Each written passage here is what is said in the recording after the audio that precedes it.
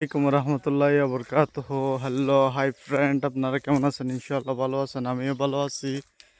আজকে ভিডিও নিয়ে আসলাম, একটা খুশির ভিডিও। দেখতেছেন, আমি যে বিদেশ থাকার অবস্থায় যে জায়গাটা লইছিলাম।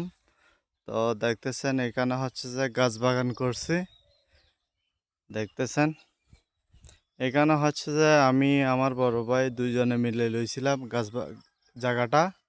তো গাছ বাগান করে দিছি। দেখতেছেন, বিদেশের পরিশ্রমের কষ্টের টাকা দিয়ে জায়গা কিনা হয়েছে, গাছ বাগান করা হয়েছে। দেখতেছেন, মাশাআল্লাহ কত বড় বড় গাছ হয়ে গেছে। তো তকরিবান 2-3 বছর গাছ এগুলো লুকছে যে। দেখতেছেন, মাশাআল্লাহ চিকন পাতা গাছ, যেটা হাম্বা গাছ বলা হয় সেটা।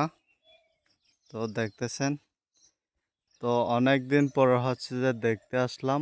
দেশে আসছি আমি, তো দেখতে আসলাম।